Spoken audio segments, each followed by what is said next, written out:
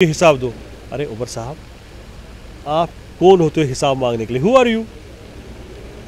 फिर उसे दिया जी अचीवमेंट्स, मैंने जी 4 हॉस्टल बनाए, मैंने 6 डिस्पेंसरी बनाई। ओ भाई, वो भारत सरकार का पैसा था, आपने थोड़ी घर से पैसे तिजोरी से निकाल के आपने पैसे लगाए। वो आपको भारत सरकार ने पैसा दिया और उसमें भी आपके लोगों ने और बाकी मेन स्ट्रीम लीडरों में उसमें भी अपनी दान ली करके ब्रोकरेज फीस निकाला है। कि पीओजे के लोग खुद चाहते हैं कि वो हमारे साथ मिले। भारत सरकार और हमारा देश कभी ऑक्यूपायर नहीं रह चुका है और ना हमने कभी जंग छेड़ी है। एज़ पर राजनाथ सिंह जी और हमारे एलजी साहब मनोज सिन्हा जी, जो आज हमारे जेएनके के लेफ्टिनेंट गवर्नर भी है, उनका भी एक कंप्लीट विजन है। वो उन्होंने भी 1000 बार कहा है कि हमारी जो डेवलपमेंट है ये पीओजे के तक ही ख़त्म होगी। वो तब ख़त्म होगी जब वहाँ के लोग हमारे को सपोर्ट करोगे। जम्मू कश्मीर को लेकर और पीओजे के को लेकर अक्सर जो है वो कंपैरिजन्स ड्रॉ किए जाते हैं। अलग अलग पॉलिटिकल पार्टीज़ के लोग जो है वो अपनी राजनीति के लिए भी ये कंपैरिजन ड्रॉ करते हैं, बताने के लिए कि आप यहाँ देखिए हालात कितने बेहतर हैं या वहाँ देखिए कि हालात कितने ख़राब हैं। लेकिन हकीकत आखिरकार क्या है? वो लोग जो जम्मू कश्मीर में रहते हैं, जिन्हें मालूम नहीं है कि पीओजे की ज़िंदगी कैसी है, वो अलग अलग धारणाएँ तो बनाकर बैठे हैं, लेकिन रियलिटी हमेशा फैक्ट्स पर बेस्ड होती है। और इसी तरीके से कुछ फैक्ट्स को खंगाल निकाला है शेख खालिद जहांगीर ने, जो कि सेक्रेटरी जनरल है international centre for peace studies के, और साथ ही में किताब लिखी है उन्होंने द टू कश्मीर्स। ये द टू कश्मीर्स किताब है जिसमें कंपैरेटिव एनालिसिस ड्रॉ की गई है जम्मू कश्मीर के बीच में और पीओजे के बीच में। पीओजे में गिलगित बल्तिस्तान को भी इंक्लूड किया गया है, जिस समय ये कंपैरिजन ड्रॉ किया गया है। इस किताब में जो चीज़ें हैं उन पर भी बातचीत होगी और बातचीत होगी जम्मू कश्मीर में 370 के बाद जो हालात बने हैं, जिस तरीके की राजनीति हो रही है, उस सब को लेकर भी। सबसे पहले जहांगीर जी, आपसे ये जानना चाहूँगी कि ये जो किताब है, इस किताब में जो कंपैरेटिव एनालिसिस आपने ड्रॉ किया है, कोई एक चीज़ जो आप बताना चाहें जो आपको भी जब आप रिसर्च कर रहे थे तो आपको भी काफ़ी स्टार्टलिंग लगी कि ये चीज़ जो है वो किसी को मालूम नहीं है, ये अब इस किताब के आ जाने के बाद जो है वो लोगों को मालूम चलेगी? देखिए, पहले तो मैं कश्मीर का ही बाशिंदा हूँ, जम्मू कश्मीर का ही, और I have lived through out my life in Srinagar. So I am the witness, Kashmir में विटनेस रह चुका हूँ कि पीसफुल हम स्कूल कॉलेजों में कैसे पीसफुल एटमॉस्फेयर रहते थे और कैसे फिर पाकिस्तान स्पॉन्सर टेररिज्म से, उनकी मिलिटेंसी से कश्मीरियों को कैसे भुगतना पड़ा। उनने कैसे लाचार लोगों को मारा, कैसे कश्मीरी पंडित वहाँ से भाग गए और कैसे हमारे पुलिस वाले, सिक्योरिटी फोर्सेस वालों को कैसे बेदर्दी से मारा गया। सो इसका एक चश्मदीद विटनेस मैं हूँ। तो उसी प्रेरणा के कारण मेरी ये तीसरी बुक जो थी, ये द टू कश्मीर्स, तो मैंने सोचा कि इसके बारे में थोड़ा लिखूं, क्योंकि आज तक जब भी कश्मीर के बारे में बोला जाता है वो हमेशा कहा जाता है कि पीओजे के में जी डेवलपमेंट अच्छी है और हमारी कश्मीर में डेवलपमेंट कुछ नहीं है। तो मैं 2 साल पहले मैं एलओसी गया था, बेसिकली टिटवाल के साइड गया था।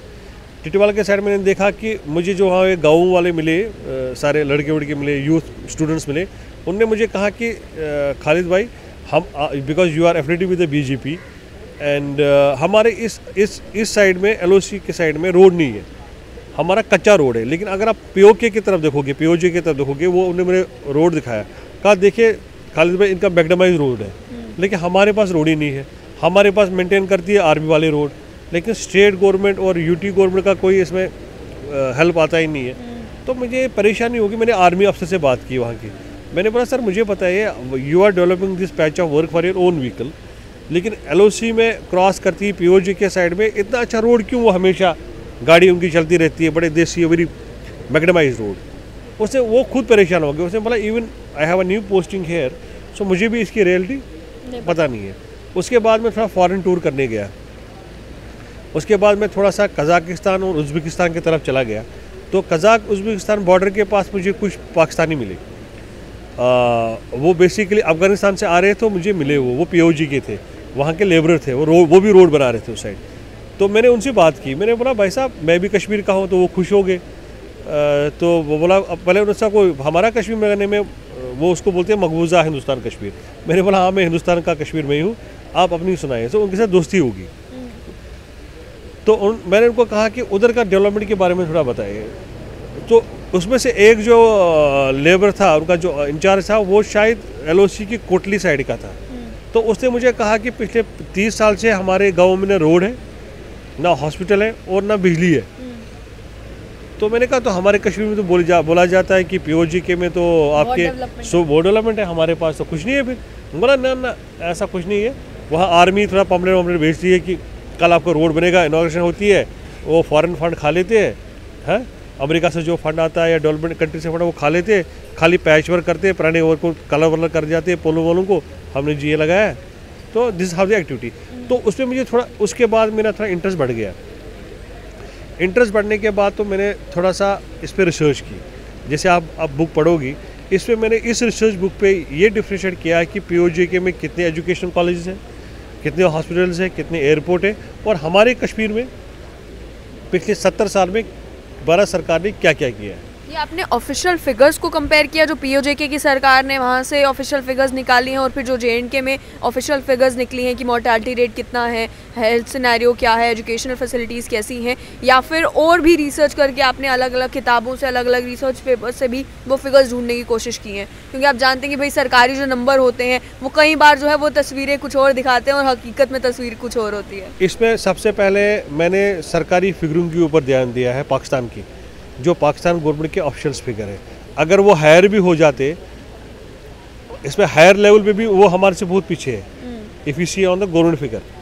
बट मैंने क्या काम किया, मैंने वहाँ पे भी रिक्रूटमेंट की POJK में, तो मैंने उनसे भी रिसर्च करवाई, और वो रिसर्च थी ऑनलाइन, मतलब आप वीडियो कैमरा लेके you get proofs and then you right.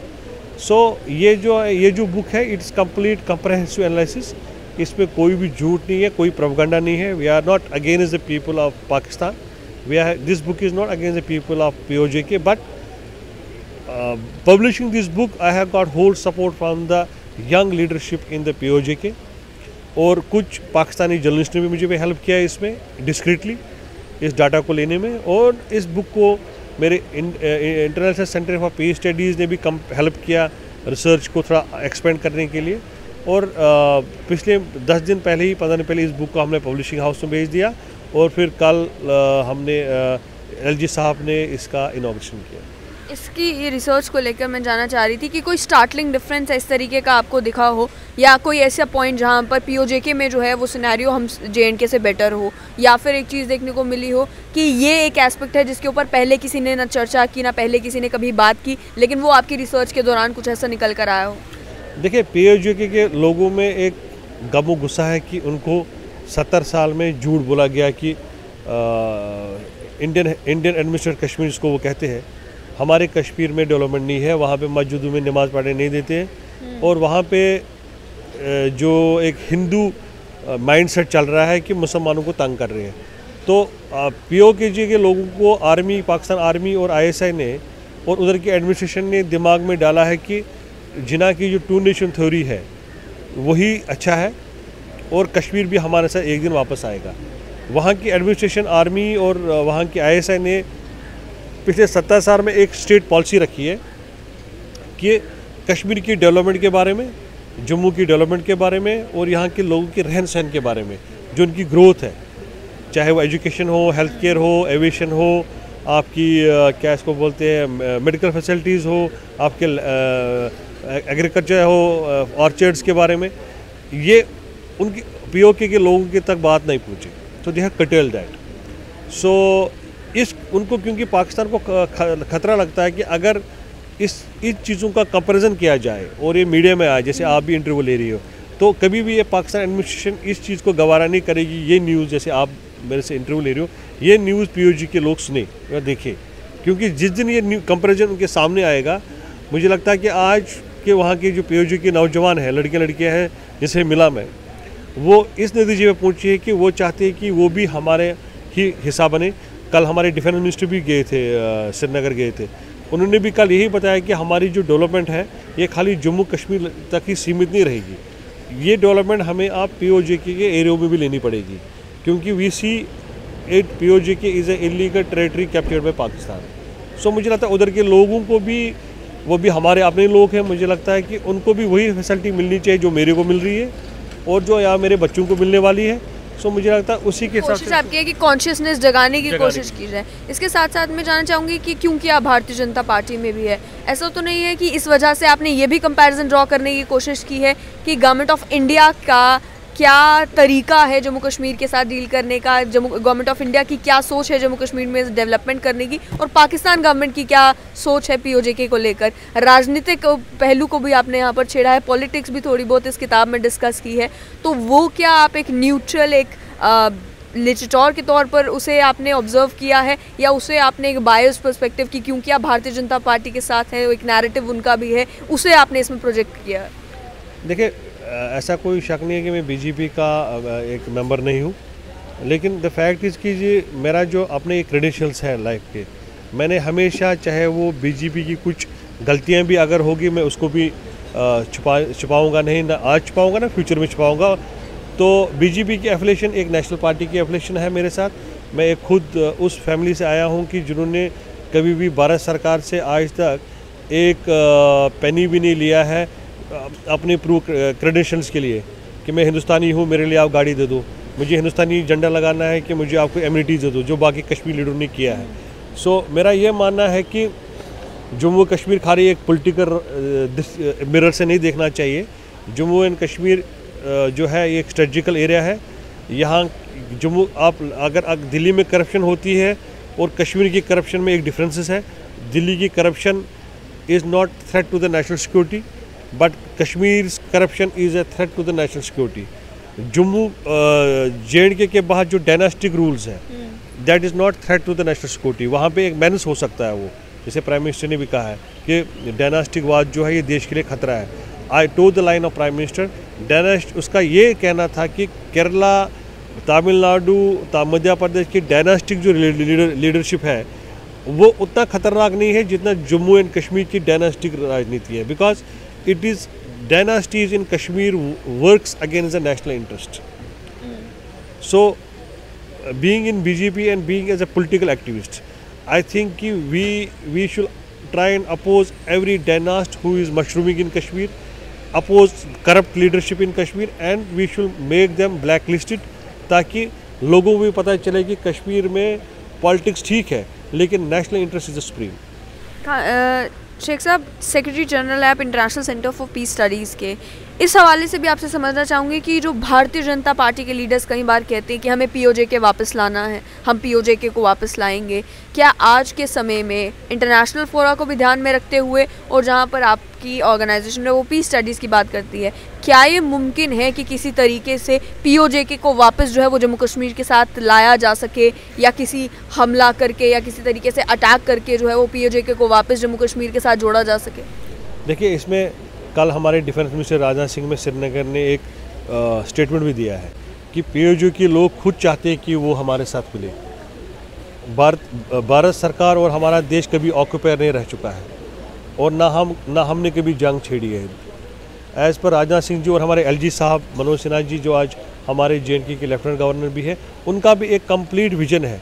वो उन्होंने भी 1000 बार कहा है कि हमारी जो डेवलपमेंट है ये पीओजेके तक ही ख़त्म होगी, वो तब ख़त्म होगी जब वहाँ के लोग हमारे को सपोर्ट करेंगे। जैसे उन लोगों ने मेरे इस बुक की एनालाइज में हेल्प किया, I give credit to POJK youngsters कि they have given me data. वैसे ही दे आल्सो हैव होप कि हमारे तरफ से, जम्मू के नागरिक की तरफ से भी, कश्मीर की तरफ से कि we should always hold them in high esteem. उनके ऊपर भी निगाह रखा जाए, उस एरिया के ऊपर उधर गतिविधि क्या हो रही है उसको भी हमें हाईलाइट करना चाहिए। और इसमें मुझे LG साहब का भी एक अच्छा एक कोट याद आया कि वो हमेशा बोलते हैं कि I don't, my administration, his administration will not buy peace, he will install peace. मुझे लगता है ये पहला कोई गवर्नर है, क्योंकि मैं हमेशा राजभवन को फॉलो किया करता था व्हेन एज अ जर्नलिस्ट, और आज एज ए पॉलिटिकल एक्टिविस्ट और ICPS की तरफ से भी मैंने जब से LG मनोज सिन्हा को आते हुए देखा इस राजभवन में, because he is the longest serving LG after the abrogation of article 370। So what I feel is that कि his clarity on terrorism, his administration, his police officers, his agencies, his army, they are in a complete line कि we don't have to buy peace। हमें खाली जहांगीर को अमन लाने के लिए गाड़ी बंगला security की ज़रूरत नहीं है, but we will install peace through the complete grid of the security agencies, and we will install peace एक फाउंडेशन की तरह होना चाहिए। जैसे आप बच्चों को एक अच्छी फाउंडेशन देते हो, वैसे ही कश्मीर में इस मेंस का भी खात्मा होना चाहिए और उन कोलैबोरेटरों का भी जो कॉन्फ्लिक्ट इकोनॉमी के ऊपर ज़्यादा ध्यान देते हैं, लोगों में कम। खालिद साहब, अगर जम्मू कश्मीर में राजनीति की भी बात की जाए तो 5 अगस्त 2019 के बाद आप क्या देखते हैं कि जम्मू कश्मीर की राजनीति में क्या कुछ बदला है? क्या जो मेन स्ट्रीम पॉलिटिशियंस हैं उनमें कोई बदलाव आपको नज़र आता है, या फिर जिस तरीके से जिन मुद्दों पर पहले जम्मू कश्मीर में राजनीति हुआ करती थी, बात की जाती है सब्ज़ रुमाल की, कोई रास्ते खोले जाने की, क्या आज के समय में उसमें आपको कोई बदलाव नज़र आता है? या 5 अगस्त 2019 से लेकर आज 2022 तक जो है वो ना मेन स्ट्रीम पॉलिटिशियंस जो कश्मीर के हैं, ना उनकी भाषा बदली है, ना उनकी सोच बदली है? देखिए, मैं कश्मीर के बारे में बताऊँ आपको। कश्मीर की जो मेन स्ट्रीम लीडरशिप है, अगर देश में कहीं पे भी हाईएस्ट डायनास्टिक फैमिलीज रूल करती है किसी भी स्टेट में, वो कश्मीर है। इनके बेटे, इनके पोती, इनकी पोतियाँ, अभी इनके बच्चे भी पैदा नहीं हुए कि उनको भी कहीं पॉलिटिकल पोस्ट दिया होता है। सो मुझे लगता है कि एक डायनास्टिक हमारे लिए बड़ा थ्रेट है। और ये जो डायनास्टिक पॉलिटिक्स कश्मीर की है और जो करप्ट कश्मीर के पॉलिटिशियंस हैं, इनका हमेशा काम 370 से पहले भी और आफ्टर अबरगेशन ऑफ 370 ज़्यादा है कि how to defeat India in Kashmir. इनकी स्टेटमेंट आप चेक कीजिए, इनकी आप स्पीच चेक कीजिए, रहते ये सरकारी बंगले में है, सरकार की गाड़ी में, और still they have a pension. खाली इनका पेंशन 2001 का नहीं मिलता है, इनका 2001 का अलग पेंशन है, 2014 का अलग पेंशन है। So 4 pension they are taking, 1 MLAs they are taking. लेकिन इनका जो नैरेटिव, लोगों के जो भावना है, वो हमेशा है कि हम हिंदुस्तान को कैसे कश्मीर में डिफीट कराएं। क्या यही आपकी स्टेटमेंट डॉक्टर फारूक अब्दुल्ला को लेकर भी रहेगी? क्योंकि उनको लेकर अक्सर जो है वो दिल्ली में भी यही कहा जाता है कि कश्मीर में डॉक्टर फारूक अब्दुल्ला से बड़ा नेशनलिस्ट कोई नहीं है। देखिए, फारूक साहब को, ही इज़ एल्डरली पर्सन। मैं थोड़ा फारूक साहब को, I can not speak about Farooq साहब बिकॉज मैंने उसकी पॉलिटिक्स पूरी देखी नहीं है। सो आई कैन टेल अबाउट मेरी पॉलिटिक्स और मेरी पार्टी की पॉलिटिक्स और कश्मीर की पॉलिटिक्स इन लमसम कि JNK को फ़िलहाल पॉलिटिक्स की ज़रूरत नहीं है। पॉलिटिक्स अभी ऑलरेडी वहाँ के जम्मू का भी मेयर है, श्रीनगर में भी म्यूनसिपलिटी कॉरपोरेशन है, पंचायत मेंबर्स है। एंड मुझे नहीं लगता है कि कश्मीर के लोग उस स्थिति में है कि या वो चाहते हैं कोई MLA बने और या कोई मिनिस्टर बने। मुझे लगता है क्योंकि कश्मीर एक स्ट्रेटेजिकल जोन है, अभी कश्मीर में ज़्यादा ज़रूरत है कि हम कैसे वहाँ की रोटी कपड़े और मकान लोगों को ईजी फराम करें। मुझे लगता है कि LG administration is capable to run the administration in JNK, क्योंकि एक सिक्योरिटी कंसर्न है, नेशनल इंटरेस्ट है। जम्मू कश्मीर में पॉलिटिक्स बढ़ाना नेशनल इंटरेस्ट नहीं है, लेकिन नेशनल इंटरेस्ट है कि हम कैसे आम लोगों को एम्पावर करें, उनको कैसे हेल्थ केयर प्रोवाइड करें, एजुकेशन प्रोवाइड करें, ये इम्पॉर्टेंट है। खाली जहांगीर को मिनिस्टर बनाना और फिर उसको जम्मू में किसी अच्छे बंगला देना है और कश्मीर में कोई स्टेटस देना is not a priority for the country. Our country's priority should be how to defend its borders, how to make complete Kashmir's integration with the India, and how to prosper each one in Kashmiri and in Jammu also, irrespective of party position, irrespective of political affiliation, irrespective of religion, creed। तो मुझे लगता है कि भारत सरकार को भी इसी में कोशिश है कि वो कैसे आम कश्मीरी, आम जम्मू निवासियों को अपनी स्कीमों से फ़ायदा पहुँचाए। आप कंप्लीट इंटीग्रेशन की बात कर रहे हैं खालिद साहब, आपको नहीं लगता कि क्योंकि India is the world's biggest democracy, तो JNK में भी वो डेमोक्रेटिक सेटअप होना बहुत ज़्यादा ज़रूरी है, जो बगैर एक लेजिस्लेटिव असेंबली के जो लोगों का कनेक्ट जो है वो सिविल सचिवालय के साथ होना चाहिए, वो इस समय JNK में कम देखने को मिल रहा है। क्योंकि ब्यूरोक्रेटिक सेटअप में जाहिर सी बात है कि लोगों का जो कनेक्ट होता है वो कम हो जाता है। तो उसके लिए आपको नहीं लगता कि फ़िलहाल ज़रूरत है कि इलेक्शंस हो, कोई इलेक्टेड रिप्रेजेंटेटिव जो है वो सामने हो, जो डिसीजंस ले सके लोगों को लेकर भी और जिसका राब्ता डायरेक्ट आम लोगों के साथ हो? देखिए, जम्मू में आपकी अभी ऑलरेडी पंचायत मेंबर्स हैं, दे आर नॉट इलेक्टेड, वो भी इलेक्टेड है। आपके मेयर साहब जम्मू के हैं, वो भी इलेक्टेड है। आपके पंचायत मेंबर है, कश्मीर में पंचायत मेंबर है, वो भी इलेक्टेड है। बारामूला से लेके सारा DDC चेयरमैन से वो भी इलेक्टेड है। So do we want to tell कि they are not elected, they are not powerful, they are much more connected with the people than being a खालिद टू बी एन MLA और minister. आज की आपकी DDC chairperson, हम इधर बात कर रहे हैं, आज we have a Kashmiri delegation in the European Union, they are in Brussels.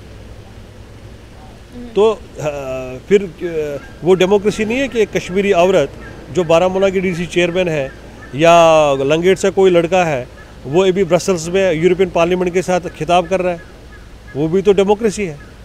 अब ये जानना है इसी तरीके से इलेक्टेड रिप्रेजेंटेटिव्स तो हिमाचल में भी दे आल्सो लाइक इलेक्शंस वहाँ भी होने वाले हैं। मैं बताऊंगा, अगर आपके हिसाब से डेमोक्रेसी है कि आप शेख खालिद जहांगीर को व्हाइट हाउस भेजो, हाँ, आप किसी डायनास्टवाद किसी लड़के को जो लुई विटान और बर्बरी और ताज में ब्रेकफास्ट करता है उसको आप मोदी जी के ऑफिस से सवेरे बुलाओ, तो if there is a democracy, मुझे नहीं लगता कि वो हमारे लिए अच्छा है। अच्छा, दूसरी आपने कहा कि हरियाणा और हिमाचल में भी चीफ मिनिस्टर है। Himachal is not a strategical place. ऐसे मैंने कहा ना कि J&K is a strategical zone, we have to be very strategic. इसमें चीफ मिनिस्टर बनाने के कारण की वजह से हम अपने देश को सिक्योरिटी थ्रेट में नहीं ला सकते हैं।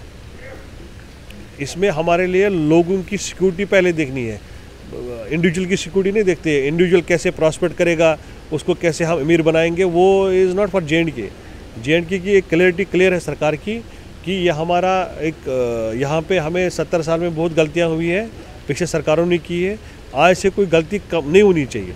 एंड इस पर भी भारत सरकार भी has a complete I and watch, specially हमारे LG साहब, he is very competent and very, otherwise he is from the area, why he will take too much of credentials to come to have a book launch। जैसे खुद भी थक के वो शाम को आए, सवेरे वापस जाना पड़ा। he is taking a keen interest कि कश्मीरियों को, जम्मू लोगों को आने वाले टाइम में इस बीमारी, इस कैंसर से निजात मिले, तो हमें भी उसकी तरफ हमेशा उसका स्वागत करना चाहिए। खालिद साहब, सिक्योरिटी सिचुएशन को कैसे देखते हैं इस समय, जिस तरीके से टारगेटेड किलिंग्स जो हैं वो कश्मीर में हो रही हैं? पहले कहा जाता था कि पत्थरबाजी होती थी, हुजूम में लोग निकलते थे, वो सब तो भारतीय जनता पार्टी के भी लीडर्स कहते नहीं थकते कि वो सब कश्मीर घाटी में बंद हो गया है, सेपरेटिस्ट लीडर्स को जगह मिलनी बंद हो गई है। लेकिन जो टारगेटेड किलिंग्स का सिलसिला चल पड़ा है, उसके बाद कश्मीरी पंडित्स जम्मू आ चुके हैं, रिजर्व कैटेगरी एम्प्लॉयज़ जम्मू आ चुके हैं, वो इतनी देर से प्रदर्शन करें कि लेफ्टिनेंट गवर्नर उनकी बात सुने, उनकी रिलोकेशन को लेकर, उनकी सेफ्टी को लेकर। How do you see the current situation in Kashmir, जहाँ पर माइनॉरिटी से अगर आप हैं तो आप कश्मीर में सेफ महसूस नहीं कर रहे, अगर आप माइग्रेंट लेबरर हैं तो आप कश्मीर में सेफ महसूस नहीं कर रहे, यहाँ तक कि अगर आप जम्मू वासी भी हैं तब भी आप कश्मीर में काम करने के लिए राज़ी नहीं है, आप वहाँ पे सेफ महसूस नहीं कर रहे? नहीं, ऐसा नहीं है कुछ। मैं आपको बताऊँ कि there are minority institution in Kashmir, चाहे सरदारों का है, लद्दाख के लोग वहाँ पे इंस्टीट्यूट चलाते हैं, we have a Tibetan school in downtown. मतलब ऐसा कुछ नहीं है कि इतना खतरा है वहाँ पे। कश्मीरी पंडितों की जो किलिंग हुई थी, मुझे लगता है उसमें भी क्लियरिटी आई है कि सरकार ने परसों भी बोला, कल भी बोला है कि कोई कश्मीरी पंडित यहाँ से माइग्रेट नहीं किया गया है कि, एंड हमारे को भी एक जिम्मेदारी बनती है as a citizen of this country कि हम अपने सरकारी इंस्टीट्यूशन के ऊपर पूरा भरोसा करना चाहिए। हमें भी वहाँ की LG एडमिनिस्ट्रेशन के अफसरों के ऊपर पूरा भरोसा करना चाहिए, क्योंकि आज जम्मू कश्मीर भारत सरकार चला रहा है, ये कोई लोकल लीडरशिप, पॉलिटिकल कोई लीडरशिप नहीं चला रहा है। हमें भी अपने इंस्टीट्यूशन के ऊपर भरोसा करना चाहिए, rather pointing figure on our LG administration. We are supporting the cause of Pakistan in Kashmir, यही मेरा कहना है। आखिर में खालिद साहब, जिस तरीके से पिछले दिनों ये जब ये टारगेटेड किलिंग्स हुई, गृह मंत्री जिस समय जम्मू कश्मीर में आए तो उन्होंने सीधा जो है वहाँ के मेन स्ट्रीम पॉलिटिशियंस को टारगेट किया। उसके बाद एक बयान आया था कि अगर मेन स्ट्रीम पॉलिटिशियंस जो हैं वो रिस्पॉन्सिबल हैं उस सब के लिए जो जम्मू कश्मीर में हुआ है, तो उन्हें फिर प्रधानमंत्री से मुलाकात करने के लिए बुलाया क्यों गया, फिर ऑल पार्टीज़ मीटिंग क्यों हुई, फिर उन्हें उस स्पेस देने की कोशिश क्यों की गई? तो वो आपसे समझना चाहूँगी कि आपका क्या पर्सपेक्टिव है इसको लेकर कि एक तरफ जो है मेन स्ट्रीम पॉलिटिशियंस को लेकर ये कहा जाता है कि कश्मीर में जो भी ख़राब हो रहा है उनकी वजह से हो रहा है, और दूसरी तरफ गवर्नमेंट ऑफ इंडिया को भी जब बातचीत करनी होती है तो बातचीत के लिए पॉइंट ऑफ कॉन्टैक्ट वही है। देखिए, भारत सरकार, ये बातचीत की बात नहीं होती है।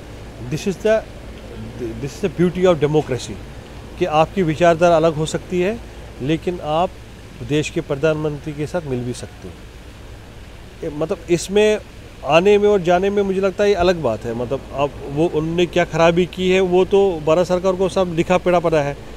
आप देखिए, जिन जिन लीडरों ने ज़िंदगी में करप्शन की वो जेल चले गए हैं। आप देखिए जयललिता जी, इतनी टॉलेस्ट लीडर तमिलनाडु की, वो जेल नहीं चली गई।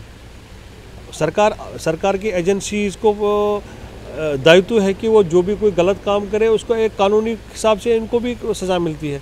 जिस कश्मीरी लीडर ने कोई गलती की है लाइफ में, any J&K leader is not bigger than Jayalalitha, Mayawati.